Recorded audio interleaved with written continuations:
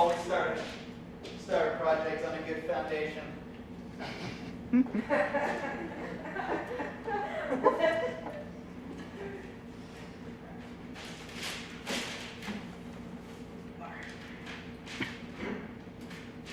It's shown in this architectural textbook that towns and buildings will not be able to become alive unless they're made by all the people in society, and if all those people share a common language of patterns, and that language is known between all of them.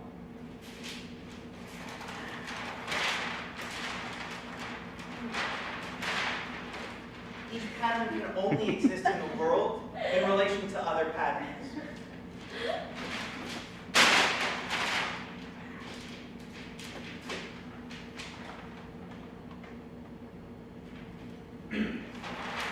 When I came to New York, I didn't like it at all. It was too big, the crowds, the noise, all the activity. I wanted to go back to New Haven, to Yale, to become governor of Connecticut. It all changed when I came to New York. But you know, I have a special power. I can change the world according to the ghosts I see in my head. Let's imagine, just for a moment, a world that's fit for purpose. Let's imagine, if you will, a world where everything's in its place. Let's imagine for a moment, even the best laid plans of mice and men, right? Imagine for a moment a world where everything is healthy, everything's sterilized. I have the power to make that world, according to the ghosts in my head.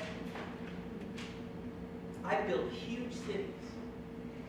It took some reorganization. There were buildings where they shouldn't be, houses where they're supposed to be, homes. I moved them. People lived inside of them, the houses, the homes. I moved them. It really was a shame, but it all could have been avoided if I'd been there at the beginning. You know, if I'd been there before the city had been made, everything would have been in the right place the first time.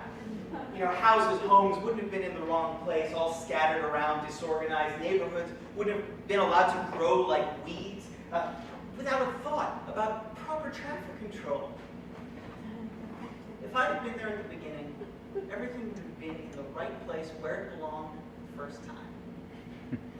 But I wasn't there. I wasn't in the original plan, so that's what he did. There's a little theater I came across once. Eugene O'Neill got his start there. A historic theater. At least that's what they kept yelling at me during the community meetings. I really love Death of a Salesman. It's a really very nice space. But the city needed a law school. And where else were we going to put the law school? I mean, somewhere else? No. In this city, wherever you try and build something, there's already someone there. And people say to me, well, okay, why don't you build outside the city? But if there are no people, then there are trees. And these days, trees have more lawyers than people, am I right? When I was done, there were over 750 new parks. When I was done, over 500,000 people lost their homes. When I was done, there was highways, there was Lincoln Center, there was Fordham, there's the United Nations, there was the slum clearance programs, and now we don't have any slums. I love this city. It's going to be beautiful when it's done, when I'm done with it.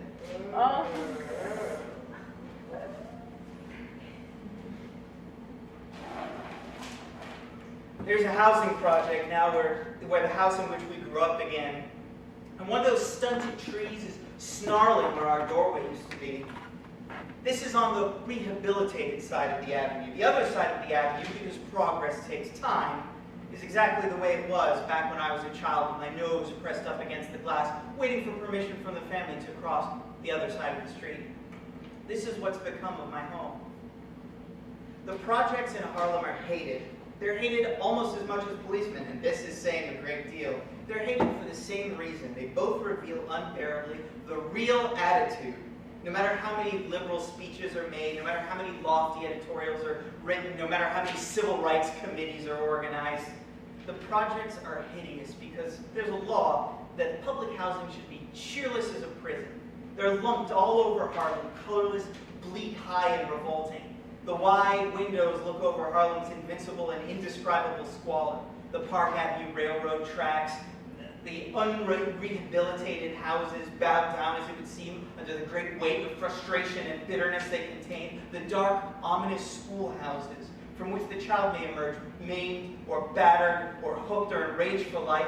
And the churches, block and block of churches, niched into walls like cannons in the walls of a fortress.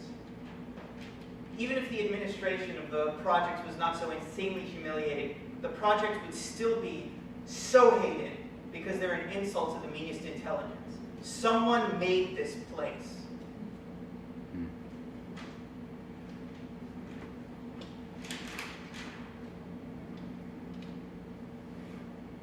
Friends, architects of the world,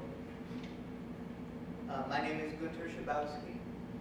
I'm sure you do not know who I am. I was never meant to create a key moment in architectural history. For one, I'm not an architect.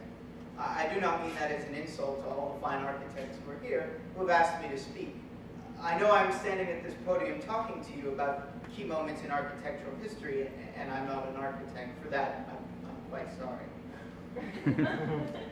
I am a man, a German man. I was born in Pomerania. I'm a Pomeranian. My colleagues told me he thought this would be funny because of the dog. It's not funny in German. I'm a politician. I was a politician. I was a journalist. I was a murderer. My political and moral history is surprisingly wound up in architecture, specifically one piece of architecture, the Berlin Wall. There are many walls in the world. The British, just for one example, built a great hedge in India. It was a thorny hedge, 12 feet long and 200,000 miles long. It's notable for being a living wall, but other than that, it's really a fairly standard wall as walls go. But the Berlin Wall is my wall. I did not build this wall. I did not order it to be built. If you'd have asked me, I would have never chosen for this wall to be mine. But this wall is mine because I destroyed it. There was a press conference. I spoke on behalf of the Communist Party of East Germany. I was reading a statement about our intention to dismantle the Berlin Wall. I said, the Berlin Wall is going to come down. And someone asked me, when does this announcement take effect? And I had no date, so I looked at my paper and I had today's date, so I read today's date.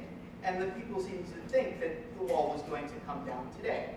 And the people, if not the party, were ready for the wall to come down, so they got up out of their homes, they made the announcement take effect that day. They destroyed the Berlin Wall that day. A very key moment in architectural history. A few years ago, I was put on trial for murder. I never held a gun. I never meant for people to die. I never meant to be wrapped up in this wall. But on the day that I accidentally destroyed that wall, I was revealed to have been capable of destroying the wall the whole time. I was always able to destroy the wall. Like in your Wizard of Oz, we could have all gone home at any time. And therefore, all the people who had been shot and killed at that wall and died at the wall, well, that wall that had killed them was not a fact of history. It was just a wall, one that we could have moved or knocked down at any time. And even though I did not put up the wall, and even though I did not man the guns along it, those people died because I could have taken down the wall, and I did not. I thought no one could take down the wall. It turns out the wall was waiting for me to destroy it. That's why it's my wall. That's why I was put on trial and accepted the guilt of my murder. I hope this story has enlightened your field of architecture. By attributing importance to praiseworthy actions, you might think that we're paying homage to the worst side of human nature, implying that these praiseworthy actions are somehow out of the norm. The narrator doesn't share that view. The evil that's in the world is caused by ignorance.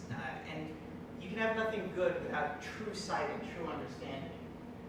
Good intentions can have as much harm as evil if they lack understanding.